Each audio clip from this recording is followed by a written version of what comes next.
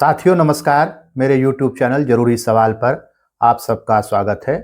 आज मैं आपके सामने एक आत्मकथा पर बात करने जा रहा हूं और यह आत्मकथा है कौशल्या बैसंत्री की दोहरा अभिशाप। तो इस कथा पर मैं आज बात करूंगा और इसके बहाने फिर अंत में दो तीन बातें इसमें से मुझे क्या समझ में आई हैं वो भी आपके साथ साझा करूंगा। तो चलिए सुनते हैं कौशल्या बैसंत्री की आत्मकथा से कुछ महत्वपूर्ण बिंदु।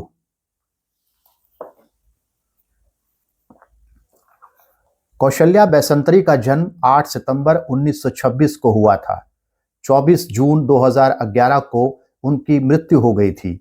वे महार जाति की थीं। जब वे 68 साल की हो गईं तब उन्होंने अपनी आत्मकथा लिखी जिसका नाम उन्होंने दोहरा अभिशाप रखा।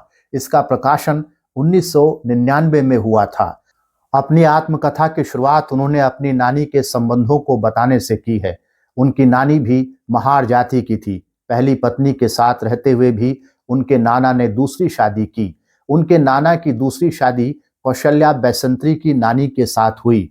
कौशल्या लिखती हैं कि उस समय एक से अधिक विवाह करने को शान समझा जाता था। विशेषकर पैसे वाले पुरुष बहुविवाह करते थे। महारों में उनके नाना पैसे वाले थे, सो उन्होंने इनकी नानी के साथ दूसरा विवाह कर लिया। कौशल्या लिखती हैं कि पुरुष द्वारा दूसरा विवाह करने के लिए पहली पत्नी से सहमति लेने के विचार को बेकार माना जाता था। अगर पहली पत्नी अपने पति के दूसरे विवाह का विरोध करती थी तो उसे मारा पीटा जाता और इस तरह उसके विरोध को दबा दिया जाता। कौशल्या के नाना जालिम किस्म के व्यक्ति थे। वे कौशल्या की नानी पर जुल्म किया करते। बिना बात के डांटना, मारना, पीटना उनका रोज का काम था।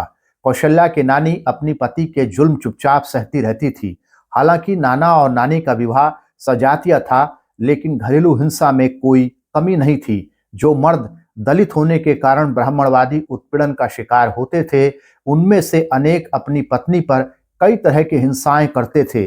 दलित मर्द ब्राह्मणवादी उत्पीड़न के शिकार थे, लेकिन दलित महिलाएं ब्राह्मणवादी और पितृसत्तात्मक दोनों प्रकार की हिंसाओं का शिकार थी। इसलिए कौशल्या बैसंत्री ने अपनी आत्मकथा का नाम दोहरा अभिशाप रखा है। कौशल्या की नानी 14 साल की उम्र में विधवा हो गई थीं। उनकी नानी के 3 बच्चे थे। एक बेटा था श्रावण और सरस्वती तथा भागीरथी 2 बेटियां थीं। एक बच्ची 14 साल की उम्र में विधवा हो जाती है और 14 साल की उम्र तक उसके 3 बच्चे भी हो जाते हैं। इसी संस्कृति और समाज का नाम लेकर अनेक लोग इतिहास में लौटने का आह्वान करते रहते हैं।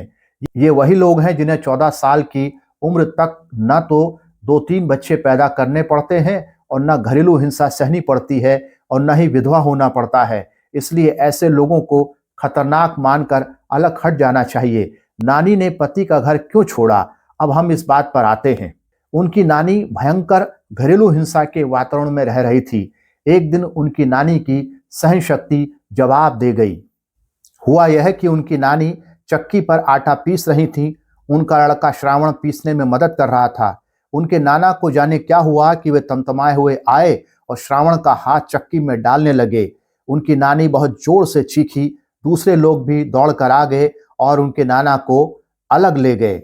इस घटना ने उनकी नानी को बेहद भीतर से डरा दिया और तोड़ दिया। उन्होंने तय कर लिया था कि अब वह इस व्यक्ति के साथ नहीं रहेंगे।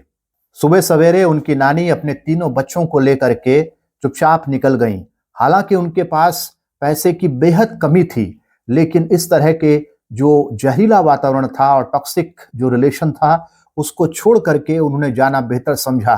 रास्ते में उन्हें बहुत तकलीफें हुई। इतनी तकलीफ कि पैदल चलते चलते उनकी एक छोटी बेटी सरस्वती बीमार पड़ गई और बीमारी के कारण उसकी मौत हो गई। इन लोगों ने वहीं कहीं उसे रास्ते में गड्ढा खोदकर दफना दिया और आगे की यात्रा पर निकल गए। कितना कठिन रहा होगा उनके लिए इस यात्रा को करना। उनकी नानी के 3 बच्चे थे। उनमें से 2 की मौत हो गई और केवल कौशल्या की मां भागीरथी ही बच पाई। भागीरथी अपनी मां के साथ काम पर जाती। भागीरथी अभी बच्ची ही थी कि उसकी मां को उसके ब्याह की चिंता होने लगी। पहचान की एक महिला से लड़का ढूंढने के लिए कहा गया, लेकिन यह साफ कर दिया गया कि लड़का अपनी ही उपजाति का होना चाहिए। खान पान तो बाकियों के साथ हो भी जाता था, लेकिन शादी अपनी अपनी उपजातियों में ही होती थी। कौशल्या लिखती हैं कि उनसे पहले पैदा हुए उनके एक भाई और 2 बहनों की मौत हो गई थी। उनके माँ बाप ने भगवान शिव के मंदिर के बाहर खड़े होकर प्रार्थना की थी कि अगर कौशल्या 10 साल की हो जाएगी तो वे शिवजी के मंदिर में बकरे की बलि देंगे। उनकी माँ और नानी ने मंदिर के बाहर खड़े होकर ही प्रार्थना की थी, क्योंकि अछूतों को मंदिर में जाने की मनाही थी। कौशल्या अपने जीवन के प्रारंभिक दिनों की घटना को याद करके बेहद शर्मिंदा होती हैं। वे लिखती हैं कि उनके जन्म के तुरंत बाद उनके घर पर कुछ मंत्र तंत्र टोने वगैरह हुए। वे अपमान के साथ याद करती हैं कि किसी ब्राह्मण के घर से जूठी पत्तल लाकर उसके ऊपर उन्हें 5 बार इधर से उधर घुमाया गया। वे लिखती हैं कि जब भी उन्हें वह घटना याद आती है, वे शर्म से डूब मरती हैं। कौशल्या की माँ को नागपुर की एक्सप्रेस मिल में काम मिल गया था। उनकी नानी दिहाड़ी मजदूरी करती थी। अपनी आत्मकथा दोहरा अभिशाप में कौशल्या बैसंत्री ने अपनी और अपनी छोटी बहन के नाम रखे जाने का किस्सा भी लिखा है। बचपन में कौशल्या काफी बीमार रहती थी। उनकी नानी उन्हें फकीरों, बाबाओं और साधुओं के पास लेकर जाती थी। वे इनकी नानी को पूजा पाठ करने के लिए कहते। इसी प्रक्रिया में कौशल्या बैसंत्री का नाम रखा गया। उनके अनुसार उनका नाम बहुत खराब रखा गया था। उनका नाम रखा गया था कचरी, यानी कूड़ा करकट, और उनके बाद पैदा हुई बहन का नाम रखा गया उरकुड़ी, यानी कूड़े का ढेर। तो साथियों, जब मैं कौशल्या बैसंत्री की आत्मकथा के इस अंश को पढ़ रहा था तो मुझे मनुस्मृति की याद हो आई। मनुस्मृति के अध्याय 2 के श्लोक 31 और 32 में बताया गया है कि नाम वर्णों के अनुसार रखे जाने चाहिए। मनुस्मृति का श्लोक 31 कहता है कि शूद्र का नाम निंदा युक्त होना चाहिए, जबकि ब्राह्मण का नाम मंगल युक्त होना चाहिए। मनुस्मृति के अध्याय 2 के श्लोक 32 में कहा गया है कि शूद्र का नाम दास युक्त होना चाहिए। राज्य उत्तराखंड में शादियों और पूजा में ढोल बजाने वालों को दास कहा जाता है।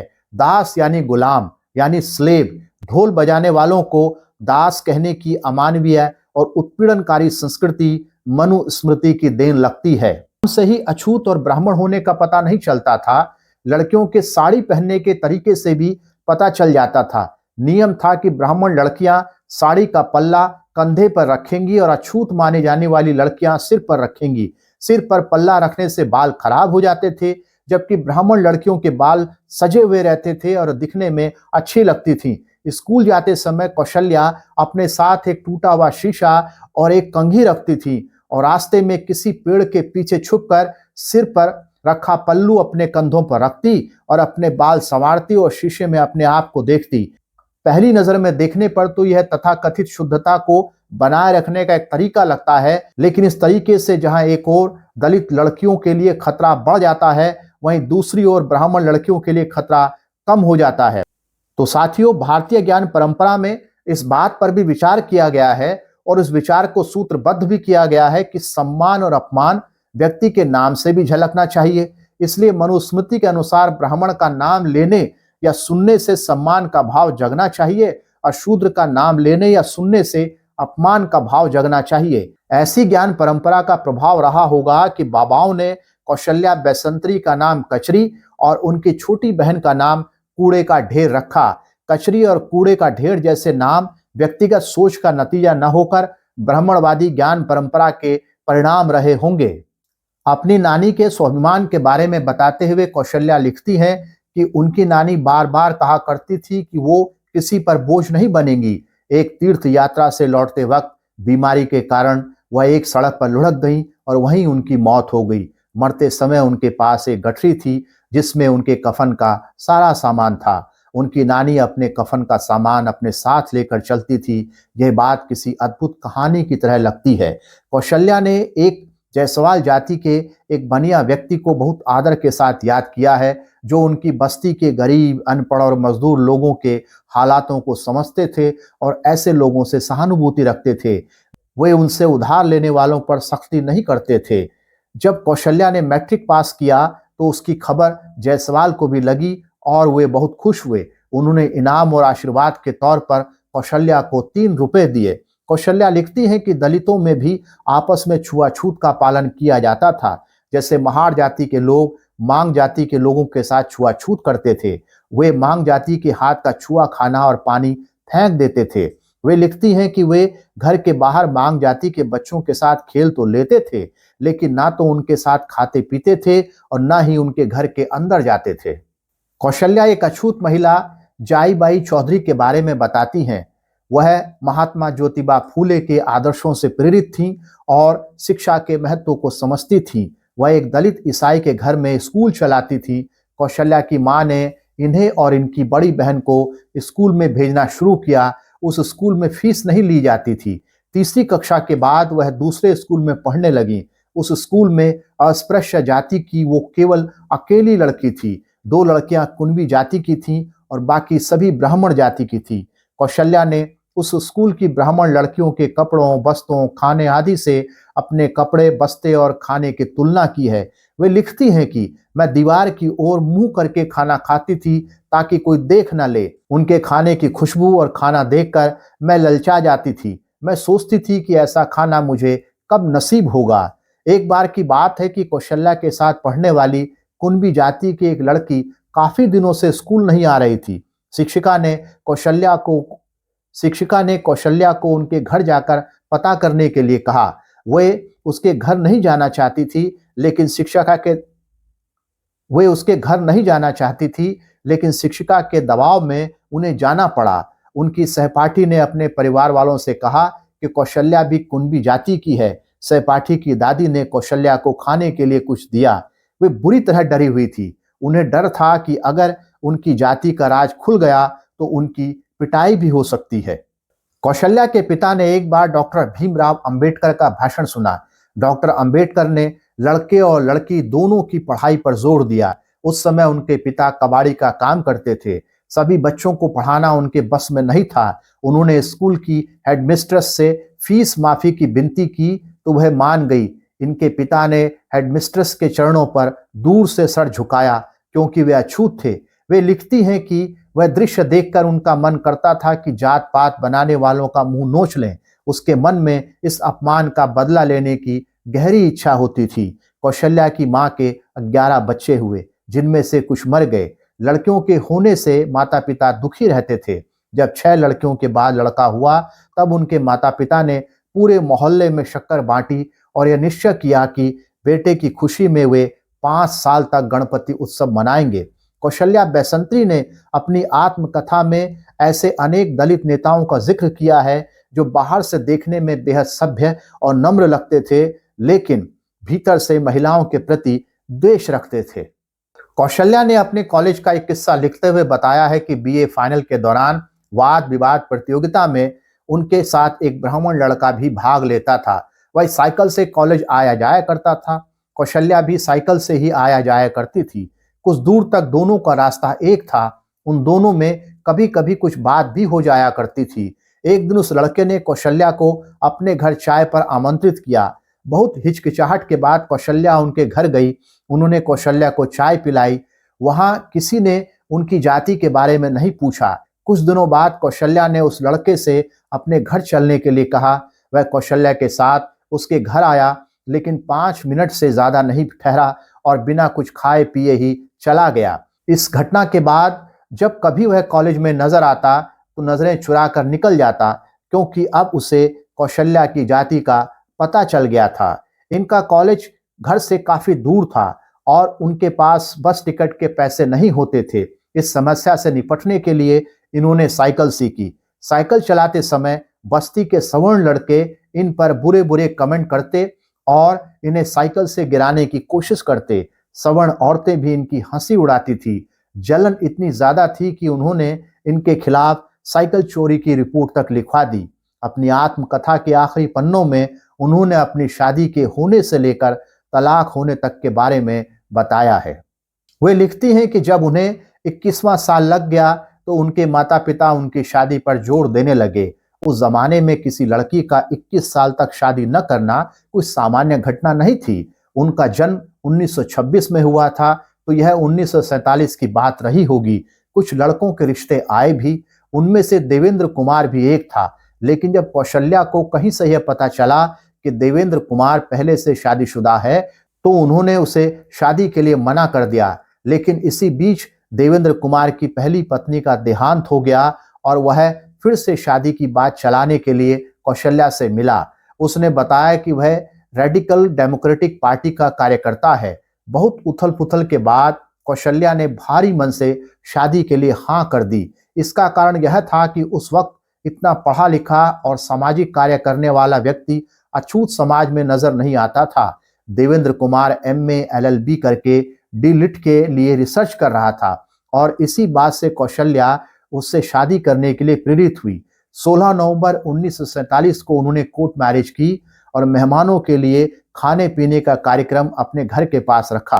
क्योंकि देवेंद्र कुमार अछूत होते हुए भी उनकी जाति का नहीं था, इसलिए आसपास के लोगों को बुरा लगा। जब शादी का कार्यक्रम चल ही रहा था तो लोगों ने कार्यक्रम स्थल पर पत्थर फेंकने शुरू कर दिए और इनके खाने में मिट्टी मिलाने की कोशिश भी की गई। यह घटना बताती है कि दलितों के अंदर भी जातिवाद बहुत गहराई तक बैठा हुआ था।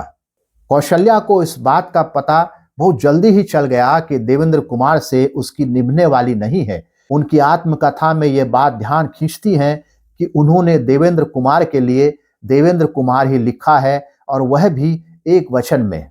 देवेंद्र कुमार से न निभने के कई कारण थे। पहला कारण तो यह था कि वह कौशल्या के साथ घर की समस्याओं के बारे में कोई सलाह नहीं लेता था। उसको किसी की भावना, इच्छा, खुशी आदि की जरा भी परवाह नहीं थी। दूसरा कारण यह था कि देवेंद्र कुमार पितृ सत्ता का उपयोग करने वाला आदमी था, इतना कि उसकी बहनें तक उसके सामने खड़ी नहीं होती थीं।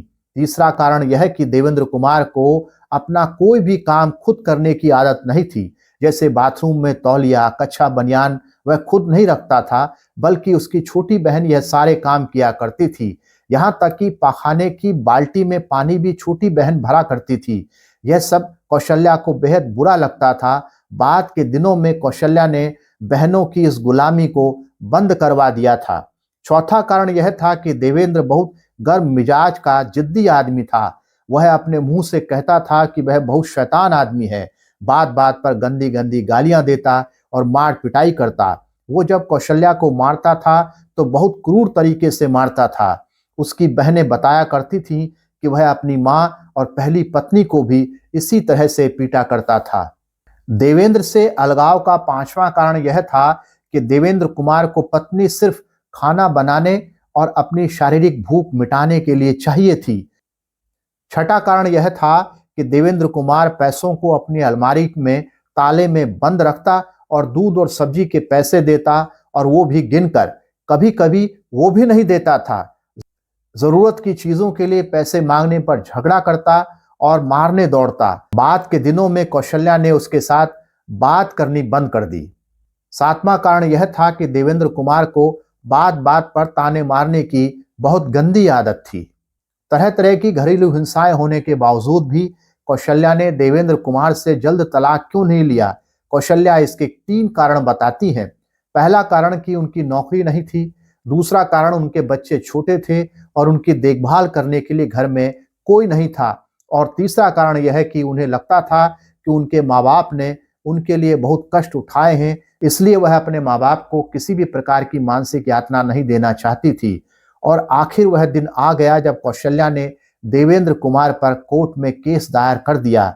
यह बात बड़ी प्रेरणादायक थी कि कौशल्या के परिवार में उन्होंने और उनकी बहनों ने कोर्ट मैरिज की। उनका मानना था कि पैसे का उपयोग शिक्षा जैसे ज्यादा जरूरी कामों के लिए करना चाहिए। कौशल्या लिखती हैं कि शुरुआती दिनों में उनकी माँ भगवान को मानती थी, लेकिन जब उन्हें यह बात समझ में आने लगी कि भगवान आदि सब बातें मन गढ़ंत हैं, तब उन्होंने पूजा पाठ छोड़ दिया। लेकिन उनका भाई भगवान से चिपका रहा। उनकी भाभी ने तो घर में भगवानों की फौज खड़ी कर रखी थी।